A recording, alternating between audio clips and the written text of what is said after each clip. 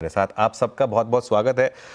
सुशील जी, मैं आपसे शुरुआत करूंगा क्योंकि चैनल पर आपने बहुत बोल्डली कहा था कि ये मार्केट ऑल टाइम हाई लगाएगा। तो क्या आपको ये नंबर्स पता थे? और दूसरी बात, क्या अब वो ऑल टाइम हाई अगले 15 दिन में लग जाएगा या थोड़ा वेट करना पड़ेगा? देखिए, नंबर्स पता तो विष्णु जी के सिवा शायद किसी को नहीं होंगे। ब्रह्मा जी को भी जब वर्क ऑर्डर मिलता है विष्णु जी की मर्जी से तभी वो बना पाते हैं। ब्रह्मा को भी नहीं पता कल क्या होगा। पर हम मार्केट में क्या करते हैं, मार्केट की मनस्थिति का विश्लेषण कर पाना चार्ट्स के द्वारा संभव है कि मार्केट कहां पोजीशनड है। तो जो अनुज, आपने भी इस कंसेप्ट को बहुत सिंपल लेमैन्स लैंग्वेज में कई बार कहा है, मार्केट की पोजीशनिंग। तो extreme fear, extreme panic, extreme pessimism, index के ऊपर उतनी चोट नहीं लगी थी इंडिविजुअल कैश के शेयरों में, ये मोदी फैक्टर वाले सेक्टर्स में, जहां 10 दिन से लगातार चेतावनी भी था कि 100 शेयर अब यहां बेचना नहीं है। तो देखिए, अडानी जैसी खराब खबर को बाजार पचा गया कि पोजीशनिंग ये थी कि ऑलरेडी बाजार को जितना डरना था डर चुका था। और अब ये जो रिवर्सल बन गया, यहां कोई ले ही नहीं पाएगा। मतलब जैसे बोले भाग्य बदल गया, समय बदल गया, पूरा एरा बदल जाएगा, वो बाजार का कलर ही चेंज हो जाएगा एक झटके में। तो अंडर बॉट मार्केट या जो लोग शॉर्ट को लेट करके फंसे हुए हैं, अगले 1000 पॉइंट तो वही लोग बढ़ा देंगे जो आप कह रहे हो 400-500 पॉइंट ऊपर उछल जाएगा।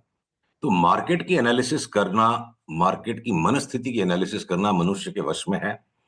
और खास करके इलेक्शन जैसी चीज पे, मोहब्बत में, जंग में, क्रिकेट के मैच में, विष्णु जी के पता, मेरे मेरे हिसाब से किसी को नहीं पता है। तो मोटी बात है अनुज, कोई आंकड़े नहीं पता थे, पर बाजार की पोजीशनिंग समझ में आ गई थी। ओके, बिल्कुल ऐसा, क्योंकि मेरा मानना ये है कि हम ऑल टाइम हाई पर जाएंगे। लेकिन मैं आपके साथ इस पर चलिए एक शो के बाद एक बेट लगाऊंगा।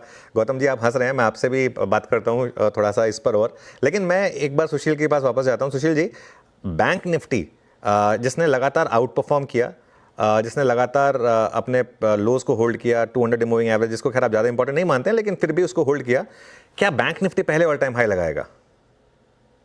अनुज, काश आपने ये प्रश्न मुझसे नहीं पूछा होता, काश। तो उसी का चलिए, जवाब, इसका पूछ जवाब, लिया है तो अब जवाब दे दीजिए। इसका जवाब इस तरह से है। हाँ। मतलब कुछ हो भी जाएगा, इसका ऑल टाइम हाई आ भी जाएगा, तो इसमें तेजी का दांव लगा के पैसे कमाना बहुत ज्यादा कठिन काम है कंपेयर टू स्ट्रेट फॉरवर्ड पैसा आपको जो दुनिया भर के और सेक्टर्स में बनेगा।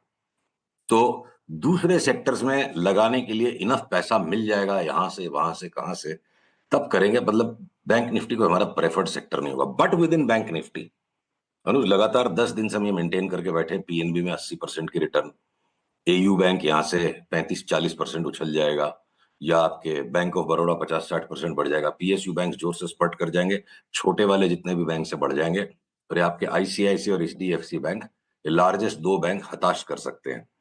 तो छल कपट होगा, पर लार्जली जब पूरे बाजार को ऊपर फटना है, तो छोटे वाले बैंक्स तो स्ट्रेट फॉरवर्ड सीधे बैट से छक्का मारने वाले स्टॉक के चार्ट्स हैं, और दुनिया भर के बाकी के सेक्टर्स हमें ज्यादा सरल पैसा दिखता है। ये एचडीएफसी और आईसीआईसीआई बैंक ने ना थोड़ा क्लेश मचाया हुआ है। अच्छा, बार मार्केट का रिएक्शन कंप्लीटली मैच्योर रहा था। Sushil ji, PSUs, railway, defence Monday morning को 10% के गैप अप के बाद भी खरीदेंगे क्या? मैं 10% का गैप अप अज्यूम कर रहा हूं, हो सकता है कम हो। अनुज, ये गैप अप में खरीदने का साहस मैं कभी नहीं कर पाया। इसका मतलब ये नहीं है कि मेरा ही तरीका हमेशा काम है। हम जनरली ये करते हैं, जब भी बड़ा गैप अप गैप डाउन होता है, हम घंटे 2 घंटे उसको समय देते हैं। और हो सकता है कि इस गैप अप के बाद 1-2 दिन अगर बाजार में कोई ठंडक आए, तो हमको उसमें एंट्री करने में ज्यादा आसान पड़ेगा। मैं ब्रॉड कॉल ये लेना चाहता हूं यहां से कि ये 40-50% टाइप की गेन्स बिल्कुल पॉसिबल है डिफेंस, रेलवे और पीएसयू जैसे स्टॉक्स में। समझिए 15-20 जनवरी तक, 26 जनवरी तक समझिए, ये नया इतिहास बना देंगे, कोई बड़ी बात नहीं लगती है। और पीएसयू बैंक्स में 30-40%, साथ में आईटीसी लग जाएगा, उसके 40-50% वाली ब्रैकेट में टाटा मोटर्स लग जाएगा, और ये एफएमसीजी, रिलायंस जुड़ जाएंगे कंज्यूमर नेम्स के साथ 25-30% तक की भी गेन देने में। तो बहुत कुछ इंडेक्स के बाहर है। अनुज, अगर समय है हमारे पास, तो एक बहुत इंपॉर्टेंट बात मुझे बिटकॉइन के बारे में आपको कहनी है। 30 सेकेंड्स टू 40 सेकेंड्स है हमारे पास, बोल दीजिए। अनुज, तो आपको याद हो 2022 में टीवी 18 पे आप, मैंने और सुरभि ने बड़ी बहस की थी 70,000 के लेवल पे, कि 15,000 तक गिर जाएगा। दूसरे लोगों के जबड़े गिर गए थे जमीन पर, और 15,000 पे आपके चैनल पे भी इन पासिंग में बोल के गया था वीरू के सामने कि हमने 1 लाख तक जाना है। तो वो लेवल आ गए, खाली इसलिए मैं बहस नहीं कर रहा हूँ। मुझे पैटर्न्स मिल गए हैं। मुझे 2025 में बिटकॉइन की चार्ट को देख के पूरे साल 2025 में फर्स्ट क्वार्टर के बाद पूरे वर्ल्ड के हर एक मार्केट पे बहुत बड़ी सावधानी रखने की जरूरत लगती है। बहुत सीवियर रिस्क ऑफ का एटमॉस्फेयर आ सकता है। और दीपेन की एक बात को मैं ऐड करता हूँ कि जो इंटरेस्ट रेट उन्हें घटते हुए नहीं लग रहे हैं, इन्फ्लेशन का प्रेशर बन सकता है। वो यूएस 10 ईयर बॉन्ड यील्ड्स भी जो बता रही है ना कि यहाँ से फट जाएगी ऊपर। जब something Contra intuition may be geopolitical risks will expand despite the fact कि ट्रंप जीत के आ गया एंड ही नॉर्मली वो बहुत शांति प्रिय व्यक्ति है। तो 2025 में अगर ये 26-27 साढ़े 26-27 हजार की इंडेक्स का उछाला आता है, तो वहां बहुत सारे स्टॉक्स के लिए लॉन्ग टर्म कॉल लेके लॉन्ग टर्म चार्ट जो कंप्लीट हो रही है, बहुत बड़ा पोर्टफोलियो रिबैलेंस करना पड़ सकता है।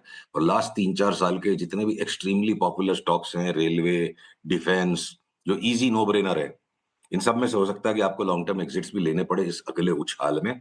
वो सावधानी रखनी है। मंदी के अंदर में कोई को लगता नहीं कि माल लेना, और जब वो आएगी तेजी जनवरी में, उस टाइम जब आपके साथ चैनल पे डिस्कस होगा कि यहाँ से वापस निफ्टी 21,000 जाएगी, हमारी तो ट्रोलिंग तब भी नक्की है।